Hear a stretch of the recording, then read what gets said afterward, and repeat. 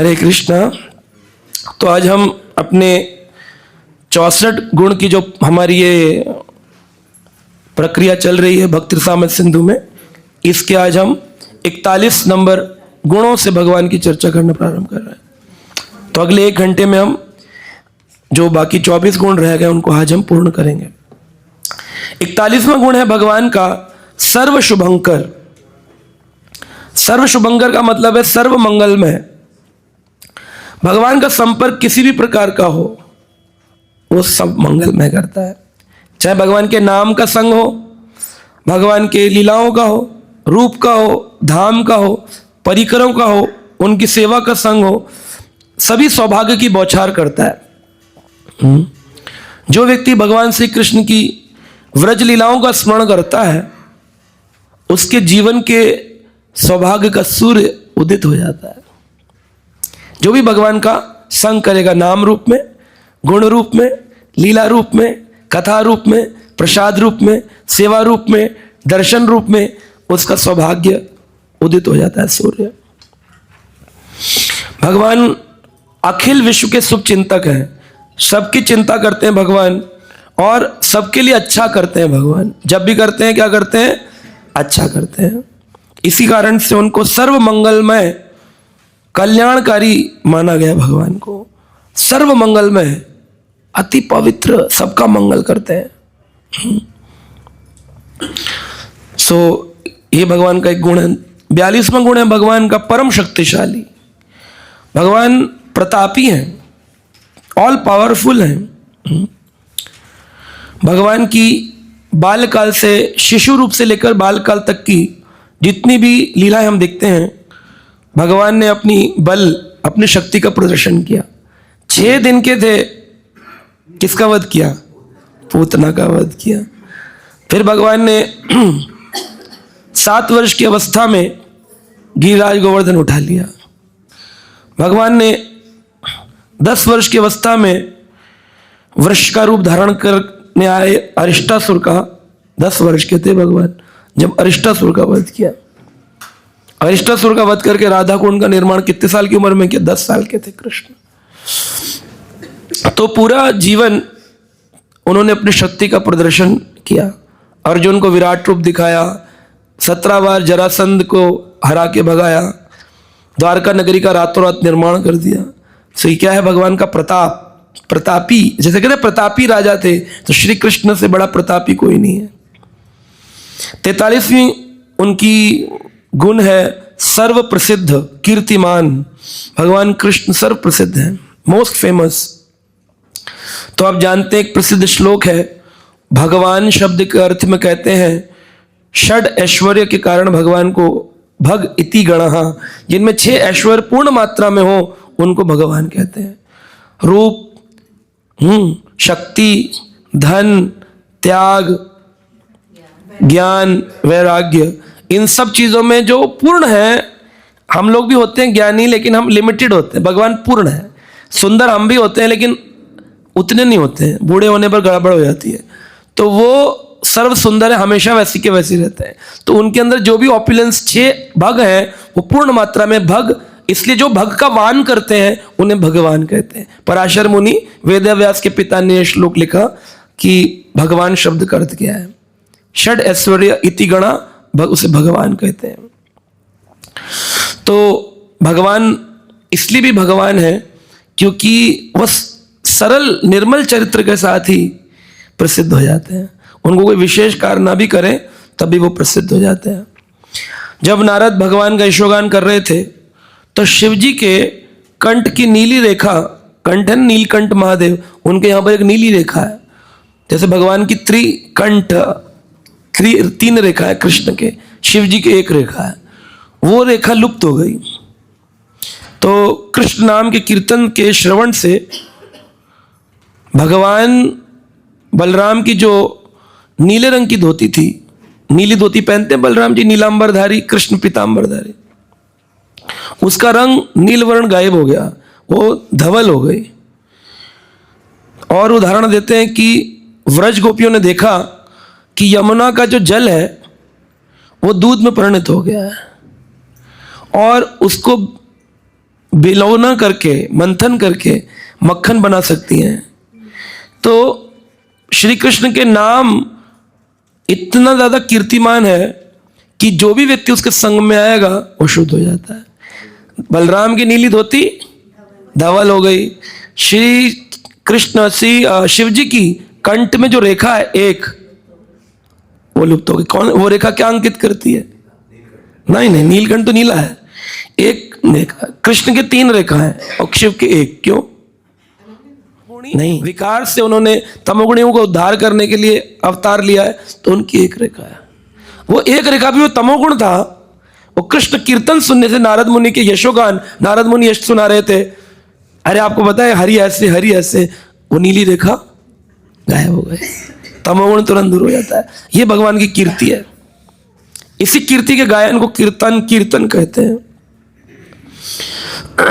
श्रील प्रभुपाद जी ने संसार के लोगों को जब कृष्ण का ज्ञान दिया तो लोगों का अज्ञान दूर हो गया और सारे संसार में विश्व शांति हो गई, संपन्नता हो गई। तो ये भगवान की कीर्ति है कि वो जहां भी उनका यश गाया जाएगा वहां लोगों को सुख संपन्नता मिलती है। 44वां गुण है भगवान का लोकप्रियता। इसको रक्त लोक भी कहते हैं। लोकप्रियता क्यों है भगवान की? सारे व्रज की आंखों के तारे थे कृष्ण। सभी गोपियों के अनुराग के पात्र थे। अगर उनको अनुराग करना है, एक होता है राग, एक होता है अनुराग। क्या डिफरेंस है राग अनुराग? राग प्रेम, कॉन्टिन्यूस प्रेम। तो राग मतलब हो गया प्रेम, अटैचमेंट, और अनुराग हो गया जो हमेशा चलता रहे, विदाउट ब्रेक। तो रात को सो भी रही हैं तो उनको नींद नहीं आ रही है, किसका स्मरण हो रहा है? कृष्ण का। उठ भी रहे हैं तो किसका स्मरण हो रहा है? कृष्ण। तो इसको अनुराग कहते हैं। इतनी उनकी लोकप्रियता है।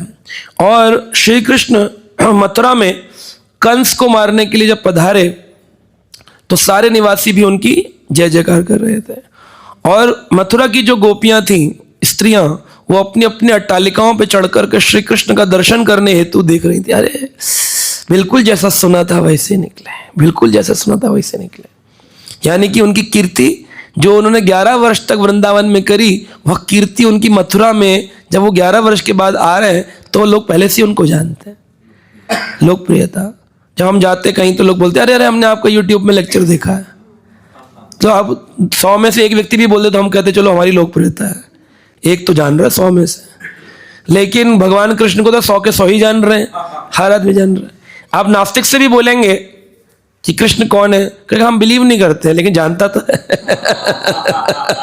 तो भगवान की लोकप्रियता ऐसी, हर व्यक्ति जानता है, हर जीव जानता है उनको।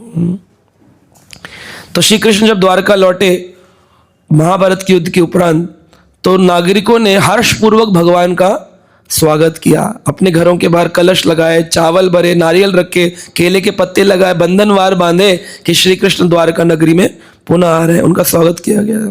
और वो कहते हैं कि जब आप नहीं थे द्वारकावासी भूले, हर क्षण सहस्त्राण वर्षों के वनों हमें बराबर लग रहा था। 1000 वर्ष बीत जाए ऐसा एक क्षण लगता था। कृष्ण अब आप वापिस आ गए, कृपया करके हम असहायों को छोड़ करके अब मजे। किस बात की असहायता है?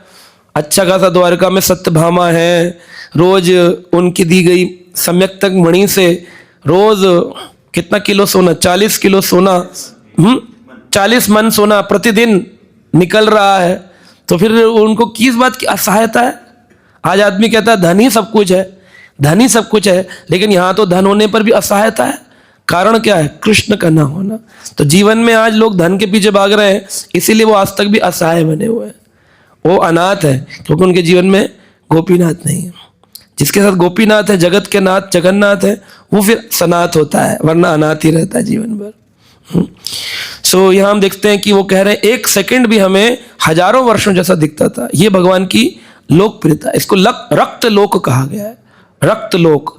रक्त लोक का मतलब भगवान जैसे शरीर में रक्त बहता है, श्री कृष्ण इसी प्रकार सारे जीवों के अंदर बहते हैं। कोई अंश है ऐसा जिस शरीर में जहां रक्त ना बहता हो? कहीं भी कट लग जाए तो क्या निकलता है? पीप तो नहीं निकलता।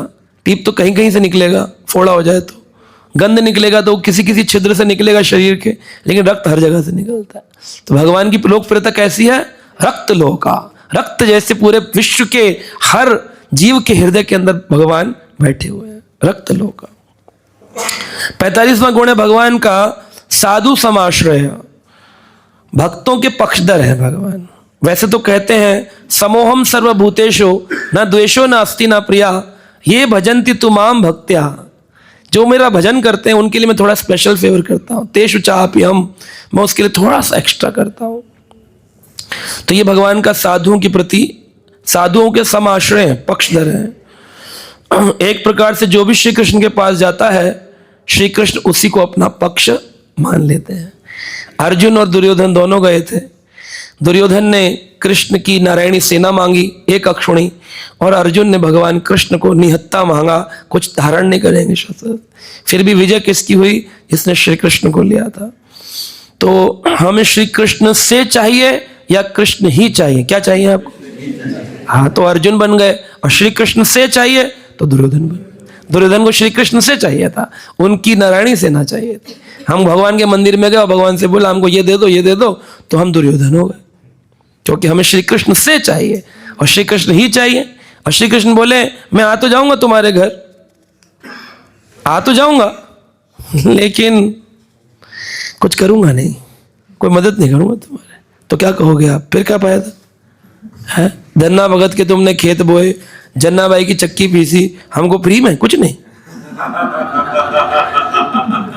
तो हम मना कर देंगे। अर्जुन को भी भगवान ने ये कहा था, अरे क्या कर रहे हो तुम, सोच लो सखा, तुम मुझे मांग रहे हो, वो भी निहत्था, वो मूर्ख दुर्योधन, मेरी सारी सेना कुछ आधी आधी बांट लो।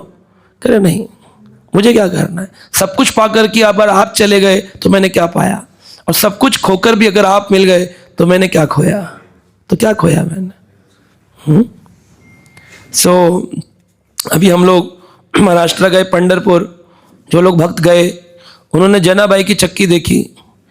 जनाबाई अपने हाथ से गेहूं पीसती है और रात में भगवान विट्ठल उनके घर आ जाते हैं, उनके कक्ष में, और कहते तुम अभंग आओ, मैं तुम्हारी चक्की पीसूंगा। ओ पीस रही होती है और भगवान विट्ठल कहते हैं ठीक है तुम गाती रहो, मैं पीस रहा हूँ। सारा आटा भगवान पीसते है ना।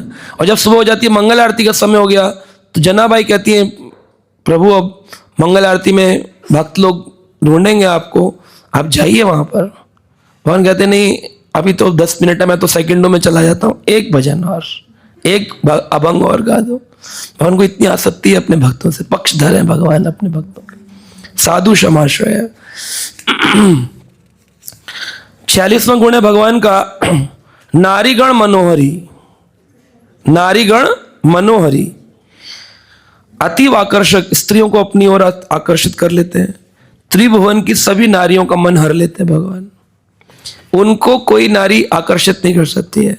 और तो और क्या चलती, लक्ष्मी माता जब समुद्र से प्रकट हुई तो हाथ में माला लेकर देखी 33 करोड़ देवता उनकी ओर अपनी दृष्टि डाल रहे हैं, केवल एक भगवान विष्णु है जो आंखें बंद की योग निद्रा में लेटे हुए, कि सारे मेरे पर आकृष्ट हैं पर एक नहीं है, ये व्यक्ति मुझे पसंद है।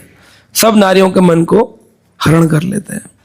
हे प्रभु, कहते हैं भक्ति रसामृत सिंधु में आया है, कहती है नारियां, हे प्रभु आप चुंबक की तरह हैं, व्रज की सारी बालाएं लोहे के समान है। आप जिस ओर जाते हैं चुंबक की आसक्ति के कारण सारे लोहे अपने आप ही आपकी ओर आकृष्ट हो जाते हैं और आप हमें अपनी ओर खींच लेते हैं। तो भगवान का भाव ही ऐसा है, उनका नियम ही ऐसा है। पहले तो वेणु बजाकर स्वयं ही गोपियों को बुलाए, जब आ गई तो कहते हैं घर बार नहीं है तुम्हें, चलिए रात में, कलंक लगेगा। कह रहे हमें कलंक नहीं मनना मंजूर है, लेकिन रहेंगे आपके साथ। भगवान कहते नहीं नहीं, ये सब बातें तो बेकार की हैं, सुबह होगी तो तुम्हें कलंक लगेगा और साथ में तुम्हें तो लगेगा, मुझे भी लगा होगा कि मैंने तुमको बुला लिया, जाओ अपने अपने घर। तो गोपियां जो है ना वो भगवान को कह रही हैं कि तुम कैसे हो, चुंबक के जैसे हो, और हम कैसे हैं, लोहे के जैसे हैं। तुम्हें कुछ करना थोड़ी होता है और हमें भी कुछ नहीं करना होता। चुंबक है ना, चुंबक को एफर्ट करती है ना लोहा कोई फट, यहाँ चुंबक पड़ी और लोहा रख दो यहाँ पे, अपने आप चिपक जाते हैं। तो ये तो चुंबक और लोहे का आकर्षण है, इसे तुम नहीं हटा सकते हो, ना हम हटा सकते हैं इसको। इस प्रकार से वो वर्णन कर रहे हैं। तो ये कौन सी लीला है? ये श्रृंगार रस की लीला है, माधुर रस की लीला है। श्री कृष्ण के विषय में सब कुछ ही अद्भुत है। उनका दर्शन अद्भुत है, उनका प्रसाद अद्भुत है, उनका मोहन मुरली रूप अद्भुत है, उनकी देह अद्भुत है। भगवान के शरीर में कमल के पुष्प और कपूर की खुशबू आती 8 अंगों से। 8 अंग है जो कमल जैसे कपूर मिश्रित शरीर है उनका। कभी कभी आप घर में वातावरण अच्छा रखने के लिए, मच्छर भगाने के लिए कपूर जलाते हो सर्दियों में, गर्मियों में, तो कपूर की सुगंध आती है तो कितना अच्छा लगता है। सोचो जिधर से परमानेंट सुगंध निकल रही है, और वो भी ये वाला नकली कपूर नहीं, असली कपूर हो। हमारे भी कपूर प्रभु जी भी हैं हमारे बीच। आप तो असली वाले ही हो, हम नकली आपको नहीं कह रहे। वो बोले प्रभु जी मुझे नकली कपूर कह दे। कपूर जो जलाते कैम्फर, वो कपूर नकली भी आता है बाजार में। एक कपूर होता है जो खीर में डाला जाता है, भोजन का कपूर अलग आता है, धागे वाला कपूर। लेकिन एक कपूर आता है वो जो बाजार में मिलता है, कैम्फर की गोलियां आती हैं, वो जो जलाते हैं वो अलग कपूर होता है। उसमें भी ब्रांड कैटेगरी है। एक कपूर काला कर देगा पूरे दीपक को भी, जहां जलेगा वहां पे ऊपर भी काला काला काला कर देगा। एक कपूर है सीधा सॉलिड से लिक्विड भी नहीं होगा, सीधा वेपर में जाएगा और कोई काला भी नहीं होगा, प्योर कपूर होता है वो। तो कपूर की भी बहुत कैटेगरीज है। तो भगवान के शरीर से सुगंधित दिव्य कपूर की सुगंध आती। कहां कहां से आती है? नेत्रों से। कमल नेत्र हैं भगवान के, और उनमें कपूर की सुगंध भी आती है। मुख, भगवान का मुख कमल, उनके मुख में कमल स्वरूप है उनका मुख, और कपूर की सुगंध आती है। नाभि कमल, भगवान की नाभि कैसी है? कमल के जैसी है। हस्त कैसे हैं? कमल के जैसे। चरण कैसे हैं? तो कितने का चरण है? 2 चरण 2 हस्त, कितने हो गए? 4। 1 नाभि, 1 मुख, 2 नेत्र, 8। अष्टकमल भगवान के शरीर में धारण है। अष्टकमल कपूर के साथ उनकी कमल की जो सौरभ है, सौरभ प्रभु जी नहीं, सौरभ जो है कब कमल की सुगंध सब जगह फैल रही है। कृष्ण के शरीर का जो सुगंध है, सौरभ है, वो इतना आकर्षक है कि किसी भी जीव को अपनी ओर आकर्षित कर लेता है। आप देख सकते हैं कि जब चतुष कुमार थे, 4 कुमारों ने जब जय विजय के साथ युद्ध किया तो भगवान गरुड़ पर बैठकर बाहर आ गए, और उनके चरणों पर जो चंदन तुलसी पत्र चढ़ाया था, उसकी सुगंध की एक नेचुरल टेंडेंसी की वो नीचे से वेपर ऊपर की ओर जाता है। तो गरुड़ जब नीचे उतरा, चतुष कुमार खड़े थे, तो मकरंद सौरभ वो उनके नासिका में चली गई। चतुष कुमार की भक्त बन गए वो, केवल एक बार सुगंध लेने से। तो इसलिए भगवान का नारीगण मनोहरी ये रूप है। और दासियां क्या कहती हैं गोपी गीत में? गोपियां कह रही हैं हम आपकी दासी बनने को तैयार हैं। और कौन सी दासी? निशुल्क दासी का, कोई शुल्क भी नहीं लेंगे। है कोई ऐसा जो हमारा दास बनना चाहे और शुल्क भी न ले? है कोई ऐसा? नहीं है। बताओ, इतनी ट्रेनिंग देकर एक भी दास नहीं मिला जो शुल्क के बिना मिल जाए। और भगवान को ऐसी निःशुल्क दासिकाएं मिली हुई हैं, इतनी दासियां हैं निःशुल्क, कोई शुल्क नहीं लेती। कह रही है हम निःशुल्क दासिका, हम आपकी बिना मूल्य लिए दासी बनने को चाह रहे हैं। कहते हैं कि भगवान का प्रेम इतना ज्यादा उत्कृष्ट प्रेम है कि अपना घर लौटा के भी लोग भगवान को पाना चाहते हैं। होगा कोई ऐसा पागल? तो भगवान के लिए लोग पागल होते हैं। 47वां गुण है भगवान का सबके द्वारा पूजनीय, सर्व आराध्य। शिव ब्रह्मा बलराम तक से भी भगवान पूजनीय है। कृष्ण और बलराम में क्या डिफरेंस है? कौन बताएंगे? ठीक है, विशाल प्रभु बताएं। हाँ, तो कृष्ण जो है वो सेवक भगवान, सेव्य भगवान है। बलराम जी सेवक भगवान। दोनों भगवान है, दोनों का तत्व विष्णु तत्व है, दोनों कृष्ण ही है, पर फर्क है एक सेवा करते हैं, एक सेवा करवाते हैं। तो बलराम जी भी जिनके द्वारा पूज्य, जिनके द्वारा बलराम जी भी जिनकी पूजा करें, शिव जी भी जिनकी पूजा करें, वो सर्व आराध्य भगवान है। कौन सी लीला हुई थी जहां पर भगवान की सर्व आराध्य स्थापना करी गई थी? युधिष्ठिर का राजसू यज्ञ। 2 यज्ञ हुए महाभारत में, एक राजसू यज्ञ हुआ है, एक अश्वमेध यज्ञ हुआ है। राजसू यज्ञ महाभारत से पहले हुआ है, अश्वमेध यज्ञ महाभारत के बाद हुआ है। तो कभी कभी लोग कंफ्यूज हो जाते हैं, ऐसा लगता है कि वो बाद में हुआ। हाँ, लेकिन राजसू यज्ञ महाभारत हर काल में होता है। पृथु महाराज ने भी किया, रामायण में भी हुआ और पांडवों ने भी किया। जब अश्वमेध यज्ञ होना था तो अर्जुन जो थे उनके पास एक पत्नी पहले से थी, द्रौपदी। उसके बाद जब वो निकले कि भगवान सर्व आराध्य हैं तो पांडवों को भेजा गया।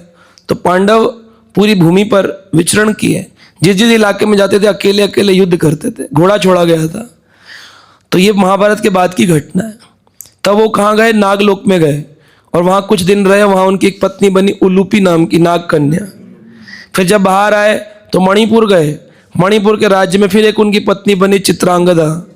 फिर उसको छोड़कर चले गए क्योंकि वहाँ से वो उनका था कि मैं क्षेत्र छोड़ के नहीं जाऊंगी, तो अर्जुन उनको छोड़कर चले आए। और एक सुभद्रा तो उनका विवाह हो ही चुका है और द्रौपदी तो उनको मिली गई, तो 4 विवाह हुए। तो ये 2 विवाह जो है उलूपी और चित्रांगदा का, ये अश्वमेध यज्ञ के दौरान हुआ महाभारत काल के, जो कि महाभारत के उपरांत हुआ। तो महाभारत के उपरांत उनका घोड़ा चित्रांगदा के पुत्र ने पकड़ लिया है, हाँ, बब्रुवाहन ने। और बब्रुवाहन जो है फिर वो युद्ध किया है और अर्जुन को ही मार डाला है। फिर बाद में नागलोक की कन्या की मणि से ही फिर उनका वापस पुनर्स्थापना करी गई। तो 2 यज्ञ हैं, राजसू और तो सर्व आराध्य भगवान की स्थापना करी गई। शिशुपाल इस बात को मानने को तैयार नहीं था, तब भगवान ने उसका शीश छिंदन किया। 48वां गुण है सर्व संपन्न समृद्धिमान। भगवान पूर्ण धन, पूर्ण बल, पूर्ण यश, पूर्ण सौंदर्य, पूर्ण ज्ञान, पूर्ण त्याग, सबसे समृद्ध है। 49वां गुण है वरियान। वरियान मतलब है सर्व सामान्य, सम्मान्य, सबके द्वारा सम्मानित होते हैं भगवान। द्वारका में प्रतिदिन लाइन लगती है दर्शन करने के लिए, पता है आपको?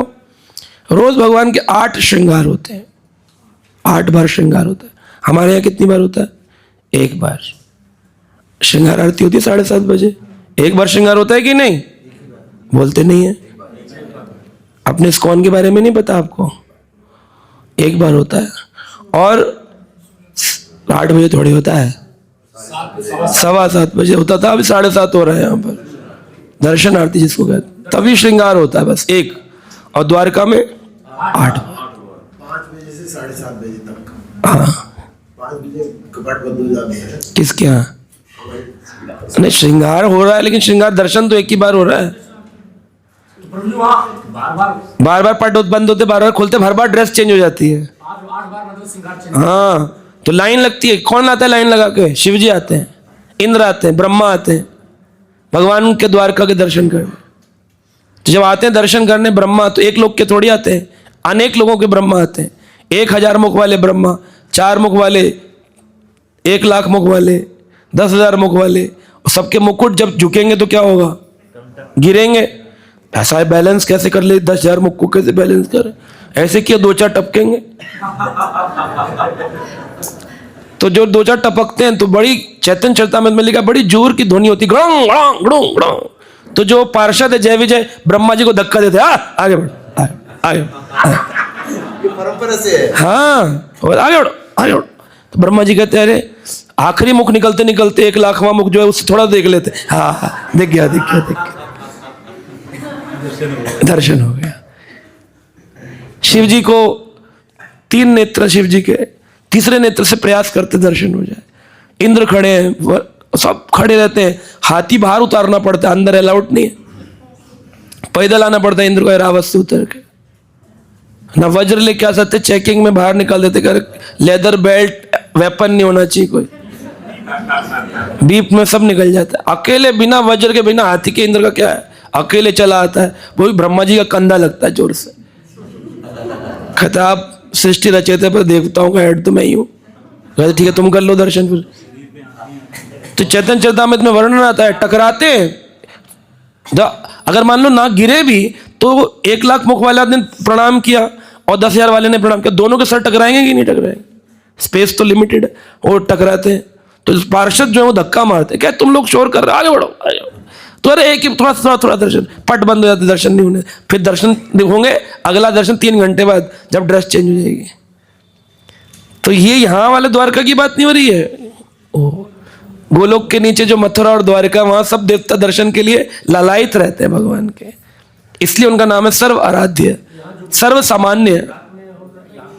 यहां पर भी 8 बार होते हैं, यहां पर शिव जी सूक्ष्म रूप में आते हैं, यहां पर हम लोग ज्यादा शोर करते हैं। वरियान, सर्व सामान्य, सबके द्वारा सम्मानित होते हैं भगवान। ऐसा कोई नहीं जो उसका सम्मान ना करे भगवान कृष्ण का। यहां तक कि विष्णु भी भागवत की लीला में 10वें स्कंद में ब्राह्मण के पुत्र चुरा लिए। अर्जुन बोले कि अरे मैं मर जाऊंगा, भगवान बोले मेरे होते हुए नहीं मरने दूंगा। क्या हुआ? बोले ब्राह्मण को वचन दिया था अगर उसके पुत्र नहीं लौटाए तो मैं मर जाऊंगा। तो भगवान बोले कि हाँ पुत्र जरा देखने दो। देखा तो पता चला विष्णु लोक में। तो भगवान कृष्ण अपने साथ लेकर के पहुंचे तो विष्णु जी खड़े होकर दंडवत प्रणाम किए। अर्जुन हैरान कि हमारे साथ जो पार्टनर है उसको नारायण प्रणाम कर रहे थे, ये कौन है? चिंतित हो गए, हे सखेती हे माधवेती, हमने तो आपको सखा माना, माधव माना, ये क्या है?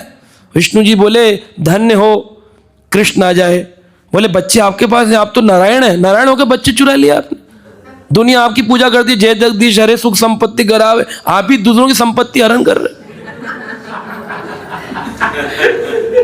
विष्णु जी बोले मैं क्या करूं, मेरा बड़ा मन था एक बार कृष्ण का दर्शन करने का। अगर मैं ऐसा ना करता तो भगवान कभी नहीं आते, क्योंकि भगवान कहां बंधे हैं? भक्त से बंधे हैं। और भक्त का परेशानी में डालो तो ठाकुर जी के दर्शन होते हैं। तो अर्जुन को परेशानी में डाला ताकि भगवान के दर्शन हो, तो इसलिए भगवान आ गए। तो अष्टभुजाधारी विष्णु प्रणाम की 10वें स्कंद भागवत में अपने इस्कॉन की बुक में लिखा है। प्रणाम की अष्टभुजाधारी विष्णु कृष्ण भगवान को, बोले आहा प्रभु आपके दर्शन हो। शिव जी, ब्रह्मा जी, विष्णु, इंद्र, वरुण, चंद्र प्रतिदिन ललायित हैं भगवान का पूजन करने के लिए। सर्व समान, सबके द्वारा सम्मानित होते हैं। इस शक्ति का नाम है वरयान शक्ति, भगवान के अंदर है। 50वां गुण है परम नियंता। वह ईश्वर परम नियंता है। वह किसी और के नियंत्रण से स्वतंत्र होते हैं, कोई भी उनके आदेश का उल्लंघन नहीं कर सकता है। इसलिए श्रीमद् भागवतम के प्रथम श्लोक में क्या लिखा है, कौन बताएगा? पूरा श्लोक क्या है? पूरा श्लोक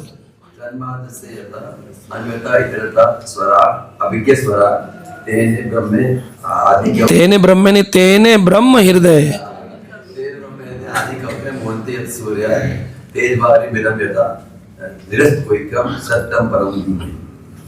कुछ मिसिंग कर दिया इसमें आपने। और कोई सुना है? पहला श्लोक ही नहीं आता भागवत का, बताओ। हाँ सुनाओ। हाँ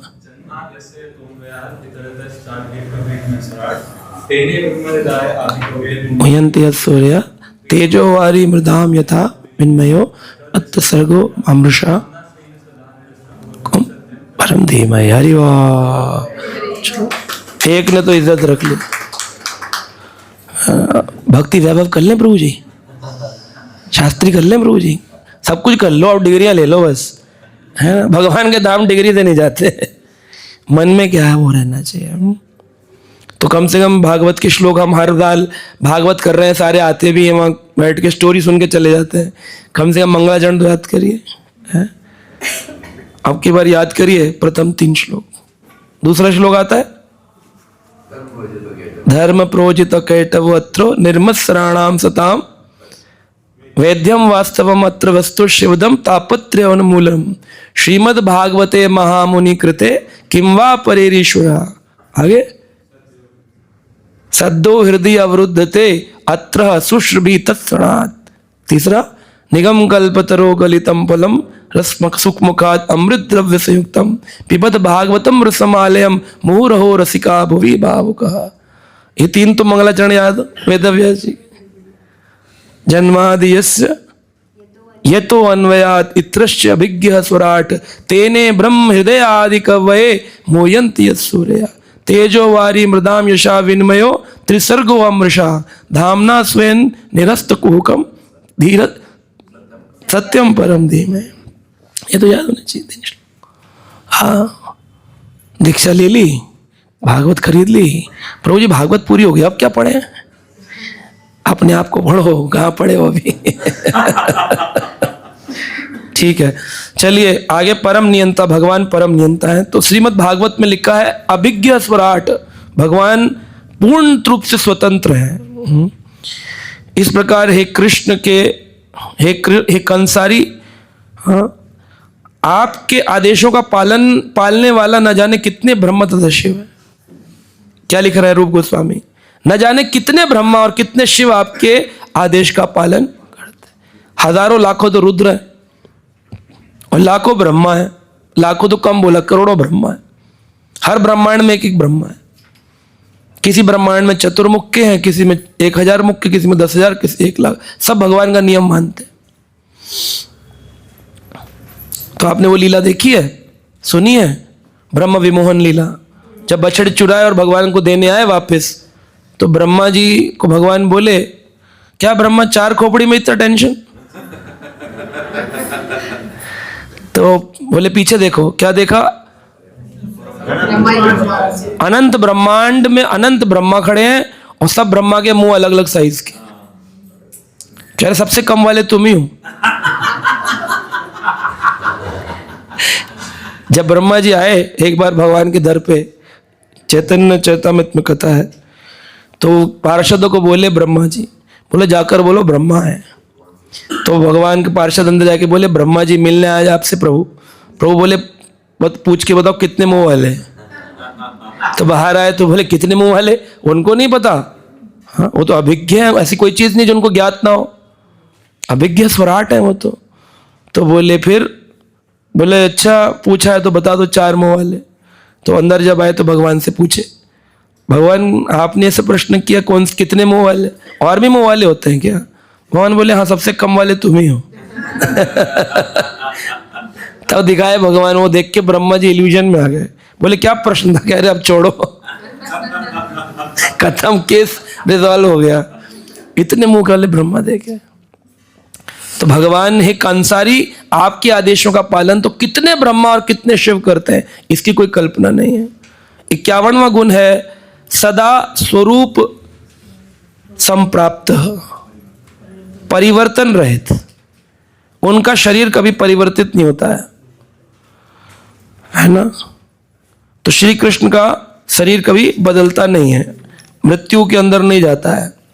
ये भगवान का विशिष्ट गुण है। भगवान का शरीर कभी परिवर्तित नहीं होता है।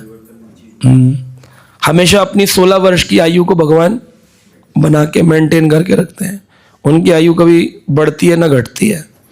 तो जब वो लीला करते हैं बाल रूप की को, तो कैसे घट जाती है उनकी आयु? हाँ, वहां पे रखे हुए अलग अलग डिपार्टमेंट। कैसे?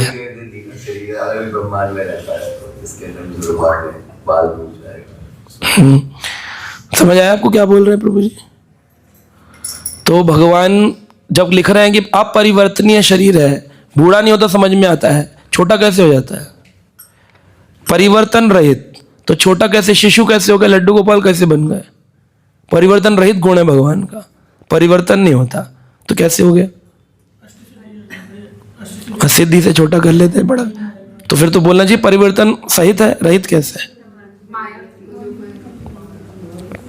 भगवान का शरीर कभी चेंज नहीं होता। भगवान के, जैसे प्रभु जी ने बताया, भगवान के अलग अलग पल की बॉडीज हैं, अलग अलग ब्रह्मांड में भगवान ने क्रिएट करी हुई हैं। इसीलिए ये वाली जो बॉडी जो माधुर रस की है, ये टॉप मोस्ट प्लेटफॉर्म है। वात्सल रस की बॉडी अलग है, साक्ष्य रस की बॉडी अलग है। ऐसे भगवान की डिफरेंट डिफरेंट बॉडीज हैं। जैसे भगवान अपने को हजारों लाखों रूपों में 100 करोड़ गोपियों के लिए विस्तार किए, ऐसे भगवान अलग अलग रस के लिए अलग अलग रूपों में अपना विस्तार कर देते हैं। नहीं, सब बॉडी अलग अलग कलर साइज की है। जैसे एक दिन की एक, 2 दिन की दूसरी, तीसरे 3 दिन की तीसरी, चौथे दिन की चौथी, 5वें दिन की 5वीं, छठे दिन की छठी।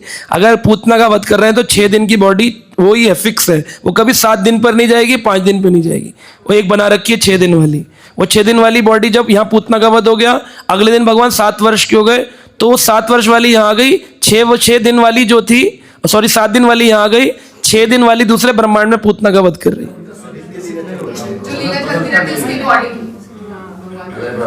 अलग अलग ब्रह्मांड में चल के नित्य लीला चल रही भगवान की। कहीं ना कहीं पूतना का वध आज भी हो रहा होगा, जिस ब्रह्मांड में जहां भगवान पूतना का वध कर रहे हैं वहां वो वाला शरीर यूज हो रहा है। ऐसे सर्कल घूम रहा है पूरा ब्रह्मांड, नित्य लीला चल रही है। हाँ, यशोदा जी की गोदी में जो है वो वाला मूल थोड़ी है जो माधुर रस का शरीर है, साकी का अलग है। तभी तो मैंने अभी जो दामोदर अष्टकम सुनाया था, आपने पता नहीं सुना कि नहीं सुना, मैंने उसमें बताया था कि यशोदा मैया नहीं बांध सकती थी कृष्ण को, क्योंकि कृष्ण तो बनते ही प्रेम से। तो बोले नहीं, वात्सल प्रेम था।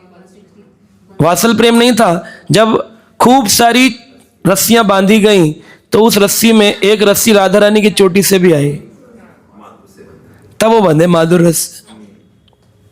पर वो गुह्यतम लीला है। बाहर से तो यही लगेगा यशोदा जिनके द्वारा बंध गए भगवान कृष्ण। आपने बोला ये आचार्य की मतलब हाँ, क्योंकि भागवत में ऐसा वर्णन नहीं है। भागवत में तो भगवान स्वयं ही आसीत स्वबंधनात्, स्वयं बंधन में, किसी के द्वारा नहीं आया वो। लेकिन वो हमें पता है आचार्य की दृष्टि से कि उस रस्सी में एक रस्सी राधा रानी की थी जिसको भगवान बंधन में आए। तो भगवान और किसी भी रस से बंध ही नहीं सकते हैं, माधुर्य से बंध सकते हैं। तो उनका जो नित्य शरीर है वो नित्य रस, वो रस ही रहता है। इसलिए प्रभुपाद जी ने मेंशन भी किया है किस पर ध्यान करना है आपको।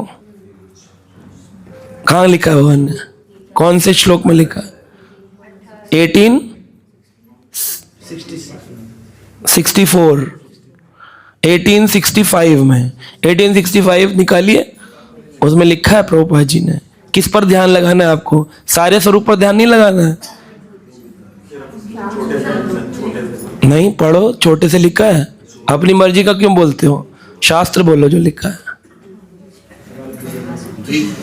1865 का अंतिम पैराग्राफ। उस पढ़े का क्या यूज जो याद ना है?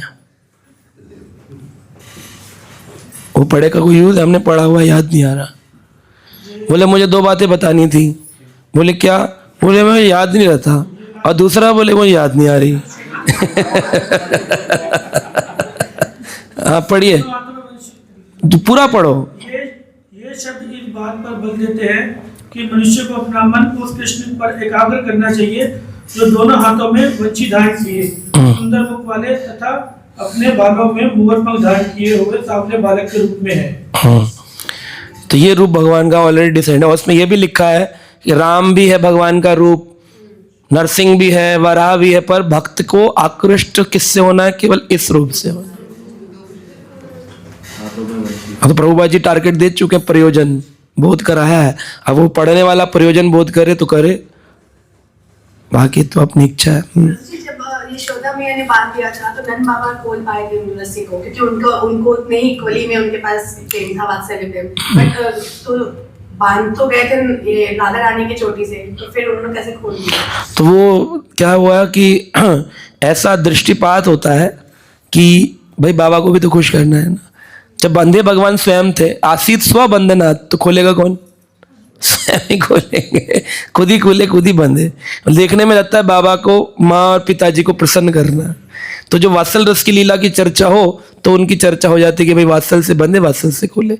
परंतु जब माधुर रस की चर्चा होती पता चलता है गुह्यतम बंधे भी राधा रानी की कृपा से, खोले भी राधा रानी की कृपा से, क्योंकि पेड़ों का उद्धार करना था। तो जब पेड़ों का उद्धार करना था भगवान चल कर गए।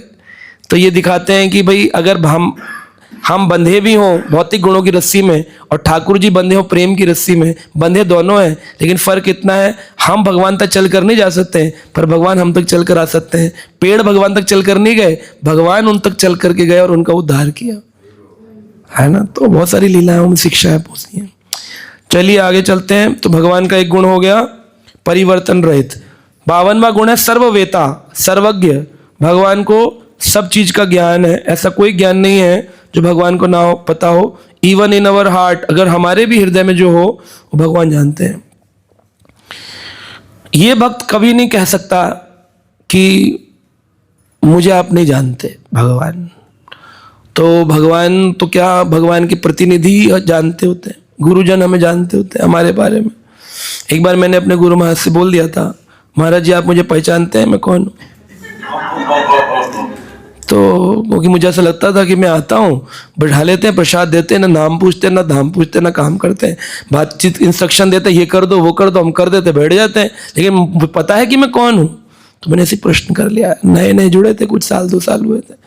महाराज जी बोले मैं तुमको उतना जानता हूँ जितना तुम भी अपने आप को नहीं जानते। फिर उसके बाद मैंने कभी नहीं पूछा जानते हो?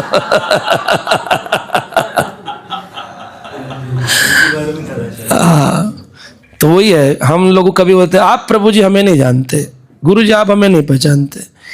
तो ये भगवान, चलो हो सकता है प्रभु जी गुरु जी ना पहचान पा रहे हो, लेकिन भगवान के साथ आप ये प्रश्न नहीं कर सकते हैं।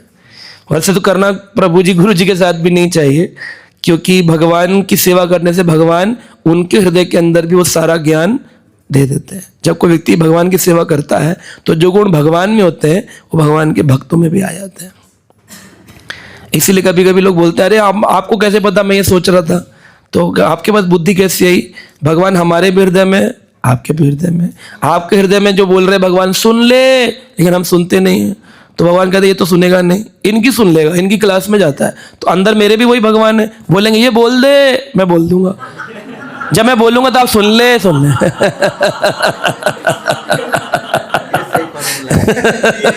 हाँ, तो ऐसे लोग बोलते प्रभु जी हम आज आए थे क्लास में, आज हमारे प्रश्न थे, आपने लेक्चर दिया, अब वो उत्तर मिल गया। कैसे दिया, किसने दिया?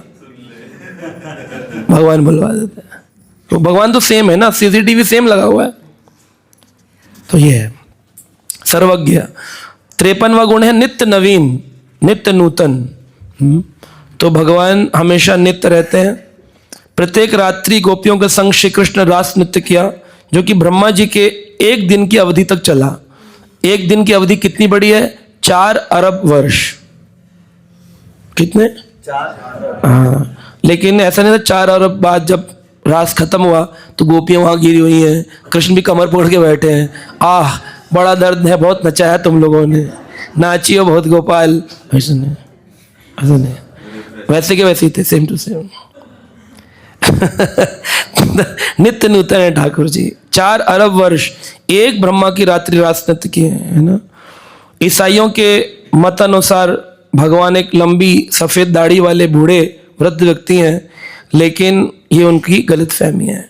उनको लगता है भगवान जैसे बनाते क्या है, Jesus is the son of God. तो जीसस तो हो गया सूली पे लटका हुआ पतला दुबला इंसान, और उनके ऊपर जो गॉड है वो बनाते हैं ऐसे वाइट बियर्ड में, हाथ में एंजल स्टिक लिए हुए, ही इज गॉड। बूढ़ा है ना, प्राचीन है। लेकिन हम क्या कहते हैं? नहीं नहीं, हमारे भगवान बूढ़े नहीं है।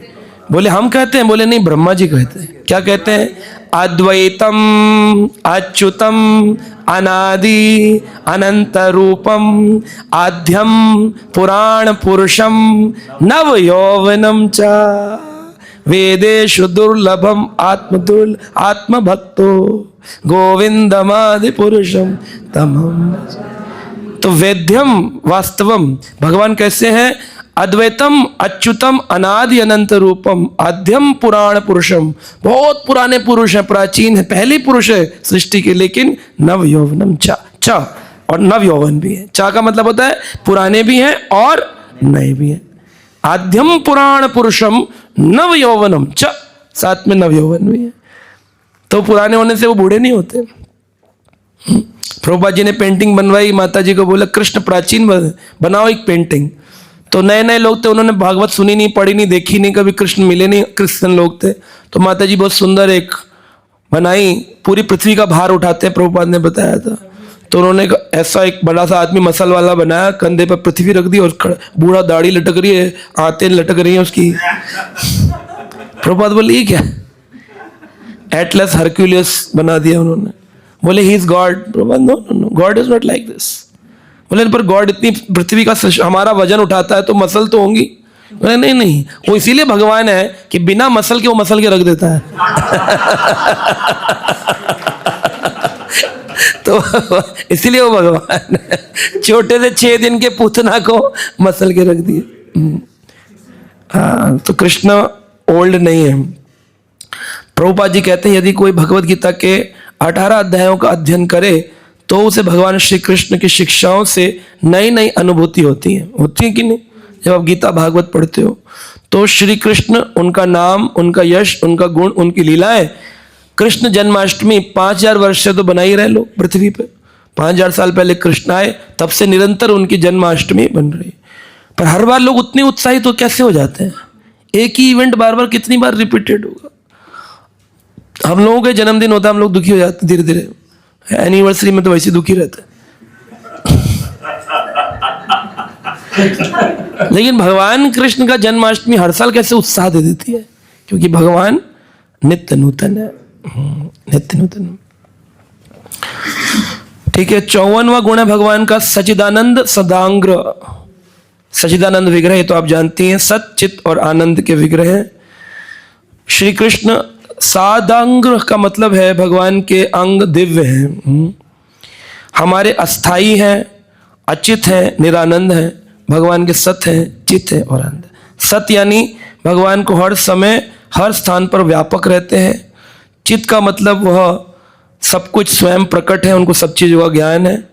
और आनंद का मतलब भगवान सदा आनंद में रहते हैं। 55वां गुण है सर्व सिद्धि निषेवित। सारी सिद्धियां भगवान में हैं। 8 प्रकार की सिद्धियां हैं, अणिमा, महिमा, लघिमा, प्राप्ति, ईशित्वा, प्राकम्य, वशित्वा, काम वसहिता। अणिमा से वो छोटे हो जाते हैं, महिमा से वो बड़े हो जाते हैं, भारी हो जाते हैं, लघिमा से वो हल्के हो जाते हैं, प्राप्ति से वो कुछ भी करने की क्षमता रखते हैं, ईशित्वा से वो अपनी इच्छा अनुसार किसी भी वस्तु का निर्माण कर सकते हैं, जैसे द्वारका नगरी का निर्माण किया। प्राकम्य से सभी मनोकामनाओं की पूर्ति कर सकते हैं। वशित्वा से वो सभी व्यक्ति को अपने नियंत्रित कर सकते हैं। और काम वसहिता से वो कुछ भी प्राप्त कर सकते हैं इजीली। तो अणिमा से वो सबसे छोटे हो जाते हैं। तो कहाँ भगवान अपनी अणिमा सिद्धि का उपयोग करते हैं? लैमिनेशंस में। अंडानत्रस्त परमाणुस यतरंतश्चय। भगवान ब्रह्मा जी कहते हैं परमाणु के अंदर, एटम के अंदर भी परमाणु, अंडा, परमाणु का जो अंड है उसके अंदर भी भगवान प्रवेश करे, इतने छोटे हो जाते हैं। एटम इज द स्मॉलेस्ट, हम पढ़ते साइंस में, अणु। उस अणु के अंदर भी जो है वो कौन है? कृष्ण। ये उनकी कौन सी सिद्धि है? अणिमा सिद्धि। और महिमा सिद्धि से वो भारी हो जाते हैं। कहां पर सिद्धि इस्तेमाल करी? भारी। तृणाव्रत को लेकर गए तो इतने भारी हो गए कि उसे धाम से नीचे गिरा दिया, उससे होल्ड नहीं हो पाए भगवान। लघिमा सिद्धि से भगवान हल्के हो जाते हैं। कहां हुए थे? गोवर्धन पर्वत उठाया जब भगवान ने, तो उसको लघिमा सिद्धि से इतना हल्का कर दिया, उनको कोई फर्क नहीं पड़ा। हमको लगता है भगवान ने गिरिराज उठा लिया, लेकिन भगवान के स्पर्श करते ही उन्होंने लघिमा सिद्धि का उपयोग करके गोवर्धन को क्या कर दिया? फूल के जैसे, मशरूम जैसा हल्का कर दिया था। प्राप्ति सिद्धि, जो उनकी इच्छा होती है उसको प्राप्त कर लेते हैं। गोपियां चाहते हैं तो गोपियां, ग्वाले चाहते हैं तो ग्वाले। ईशित्वा सिद्धि, ईशित्वा सिद्धि में वो कुछ भी चीज का निर्माण कर सकते हैं, जैसे उन्होंने रातों रात मथुरा से द्वारका का निर्माण किया। प्राकम्य सिद्धि से भगवान अपनी मनोकामनाओं को पूर्ण कर सकते हैं। सो गोप कुमारों को गोलोक का दर्शन करा के ले आए थे प्राकम्य सिद्धि के द्वारा। विशित्वा सिद्धि है, जितना भी भौतिक तत्व है उसका निर्माण करने की शक्ति भगवान के पास है। तो भगवान ने पंच तत्व से पूरी सृष्टि का निर्माण कर दिया, आकाश, जल, वायु, चंद्रमा। वशत्व सिद्धि। और काम वसहिता से किसी भी प्रकार की इच्छाओं को पूरा कर सकते हैं। तो यमुना पुलिन में जब भगवान लीलाएं करते हैं वृंदावन में, तो सबकी इच्छाओं को पूरा करते हैं। वात्सल्य रस में भी, साख्य रस में भी, और दास्य रस में भी, शांत रस में भी और माधुर रस में भी। ये उनकी सिद्धि है, काम वसहिता सिद्धि। श्री कृष्ण की अचिंत्य शक्तियां हैं जो कि हमारे चिंतन से परे हैं, जिसे अविचिंत्य महाशक्ति कहते हैं, जो हमारे विचारों से परे है। हम केवल प्राणेश्वर कृष्ण को अपना मन अर्पण कर सकते हैं, जो प्रतापी होने के साथ साथ मधुर और सौम्य भी हैं। श्रील जीव गोस्वामी कहते हैं, भगवान कृष्ण की अचिंत्य शक्ति को स्वीकार किए बिना कृष्ण को कोई नहीं समझ सकता है। कितनी अच्छी बात है ना। भगवान की अचिंत्य शक्ति को समझे बिना कोई भगवान को नहीं समझ सकता है। तो अगर भगवान समझ में नहीं आ रहे हैं तो कौन सी सिद्धि है? अचिंत्य इसलिए समझ में नहीं आ रहे हैं, इसका इसका मतलब आपने सही समझ लिया। यही उनकी अचिंत्य शक्ति है। बोले भगवान ऐसा कैसे कर दिए? बोले नहीं, समझ में नहीं आ रहे। बोले नहीं, मैं सही समझ लिया। कि भगवान ऐसा क्यों करते हैं, क्यों कर रहे हैं भगवान ऐसा? बोलते हैं, प्रश्न करते हैं। दो दोस्त थे, दोनों पेड़ के नीचे सोने लगे, तो एक नास्तिक था, बोला बताओ बेर जो है वो पेड़ पे लटका दिए और कद्दू जो है झाड़ पे लटका दिए, तुम्हारे प्रभु को प्रकृति रचना नहीं आती, तुम क्या तो भगवान भगवान भगवान। कह रहे छोड़ना यार, बहस क्यों करता, सो जा। सो गया, थोड़ी देर में तूफान चला, ऊपर से बेर गिर गए, आंख पे गिरे, टप आंख खुली। कह रहे नहीं नहीं प्रभु तुम्हारे ठीक करते हैं। कह रहे अब क्या हो गया, सो के उठ। कह रहे नहीं मैं सो रहा था, अब हवा चली तो बेर गिरा। कद्दू गिरता तो कद्दू ऊपर से नीचे आता, मैं नीचे से ऊपर जा। तो भगवान की सृष्टि में आप प्रश्न नहीं कर सकते क्या सही क्या गलत है। ये उनकी अचिंत्य अविचिंत्य महाशक्ति है। 57वां गुण है कोटि ब्रह्मांड। श्री कृष्ण के शरीर से असंख्य ब्रह्मांड की सृष्टि कर सकते हैं। हाँ, करोड़ों ब्रह्मांड भगवान के आप जानते हैं। उनके शरीर से, रोमकूप से, रोंगटे रोंगटे से करोड़ों ब्रह्मांड प्रतिदिन श्वास श्वास से प्रकट होते हैं। 58वां गुण है अवतार वली बीज। समस्त अवतारों के मूल उद्गम है। अभी हमने कल परसों एक क्लास दिया था, आपने सुना होगा 10 अवतार स्तोत्र पे। तो उसमें हर अवतार कौन दे रहे हैं? केशव धृता। तो कोई व्यक्ति अगर ये बोले नहीं नहीं विष्णु से आते हैं, उनको बोलो आप जयदेव गोस्वामी का जय, वो तो सुना होगा आपने गीत गोविंद, उसमें क्या लिखा? केशव धृता नरहरि रूपा, केशव धृता मीन शरीरा। अगर विष्णु ही थे तो उनको लिखना चाहिए नारायण धृता मीन शरीर, नारायण धृता या विष्णु धृता। ऐसा क्यों लिखा केशव धृता? तो इससे प्रूव हो जाता है कि समस्त 10 अवतारों का स्तोत्र भगवान श्री कृष्ण, इसलिए उनका नाम है अवतार वली बीज। अवतारों को देने वाले बीज वही हैं। आप देखिए भगवान अवतार वाली बीज केवल भगवान के अवतारों के नहीं है, सृष्टि के बीज हैं। अहम बीज पदा पिता। अमरूद के अंदर कितने बीज हैं? कितने बीज हैं? 100, 50, 100 बीज हैं? नहीं नहीं, जंगल है कई। एक अमरूद के अंदर कई। आप कहें ऐसे कैसे? आपने अमरूद का बीज निकाला, पृथ्वी में डाला, क्या निकलेगा? पेड़। उस पेड़ में कितने अमरूद निकलेंगे? और हर अमरूद में कितने बीज होंगे? और हर बीज में कितने पेड़ निकलेंगे? तो हर एक अमरूद में कितने जंगल डाले हुए हैं? ऐसे अमरूद में बीज नहीं डाले हुए हैं, हर अमरूद में कई जंगल डाले हुए हैं। कई जंगल है, अमरूदों के जंगल है। हर बीज के अंदर शक्ति है अनेक पेड़ उत्पन्न करने की, और हर पेड़ में अनेक अमरूद, और हर अमरूद में अनेक बीज, फिर अनेक बीजों से फिर अनेक पेड़, हर पेड़ में अनेक अमरूद, फिर अनेक अमरूदों में अनेक बीज। सिर्फ एक बीज। इसलिए भगवान कह रहे हैं मैं स्तोत्र हूं, हम बीज पदा पिता। सृष्टि वहां से प्रारंभ करते। अवतार वाली बीज। 59वां गुण है हतारी गतिदायका।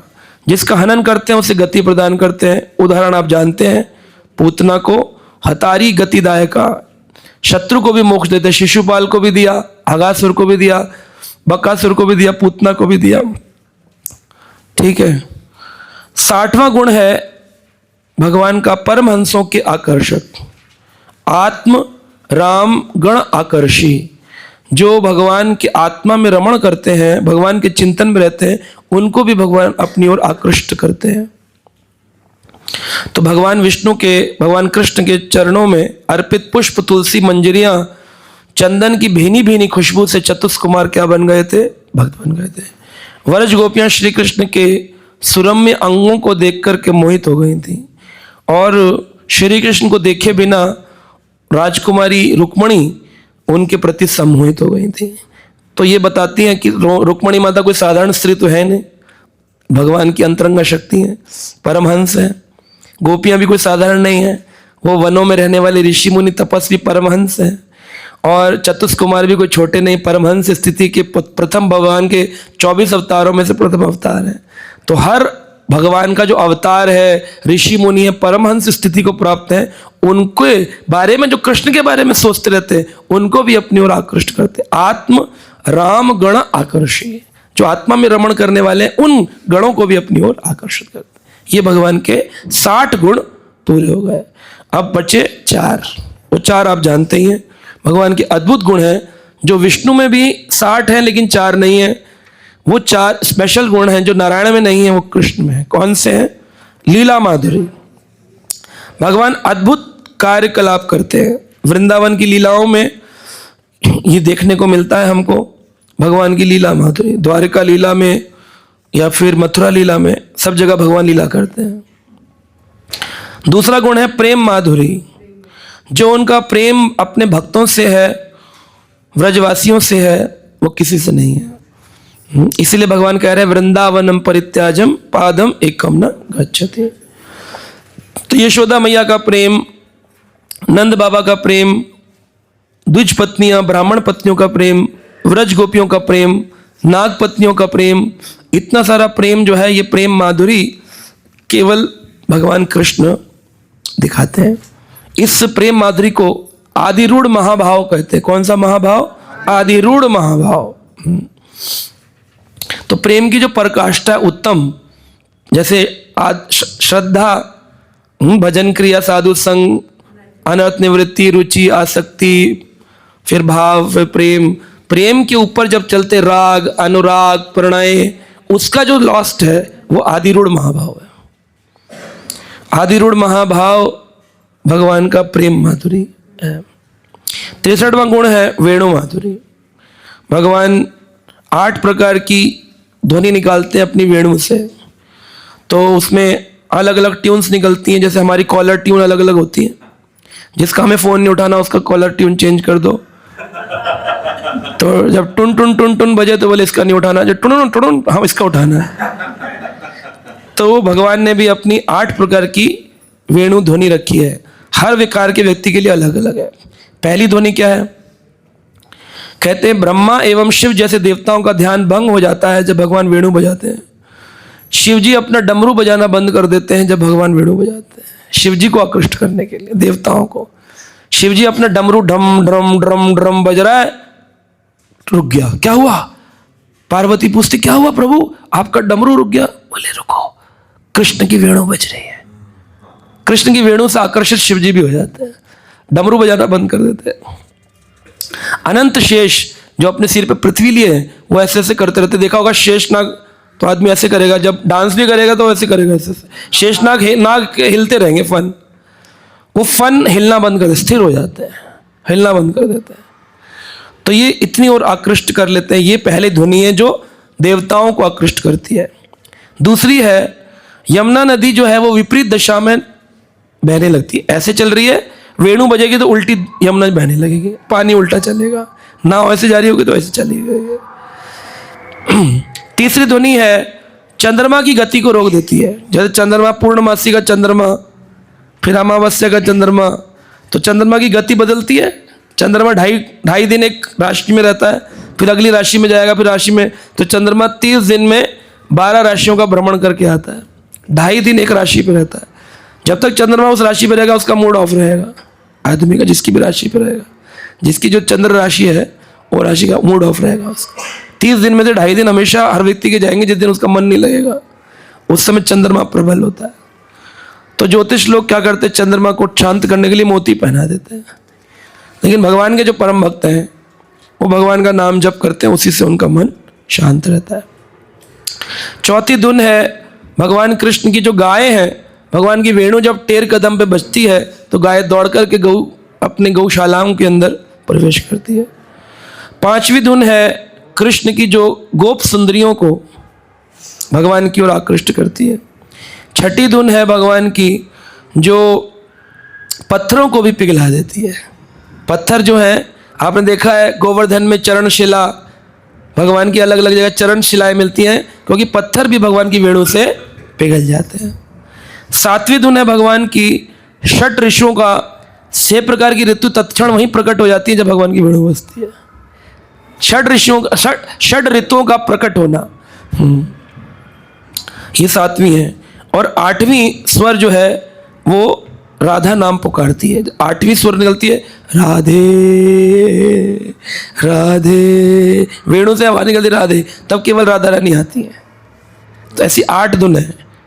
भगवान की वेणु में। ये वेणु माधुरी है भगवान की। और रूप माधुरी है भगवान की, 3 प्रकार की रूप माधुरी है, पूर्ण, पूर्णतर, पूर्णतम। तो श्री कृष्ण द्वारका में पूर्ण है, पूर्ण ब्रह्म। जब मथुरा में है तो पूर्णतर है, और जब वृंदावन में है तो पूर्णतम है। तो हमें कौन से भगवान चाहिए? पूर्णतम। तो ये है भगवान की रूप माधुरी। इस प्रकार भगवान परम सत्य, परम सुंदर, अनंत गुणों की खान श्री कृष्ण कन्हैया लाल की जय। 64 गुण पूरे हो गए हमारे भगवान जी। हाँ जी। अपने जीवन में भक्ति और शांति का संचार करना चाहते हैं तो देर किस बात की, जुड़िए हमारे YouTube चैनल कृष्णा टीवी से, जहां आपको मिलेंगे भक्तिमय वीडियोस, प्रेरणादायक भागवत कथाएं और अनमोल आध्यात्मिक ज्ञान। तो अभी सब्सक्राइब करें और हमें फॉलो करें एवं अपने प्रियजनों के साथ ये दिव्य यात्रा साझा करें और आध्यात्मिकता की ओर कदम बढ़ाएं। हरे कृष्णा।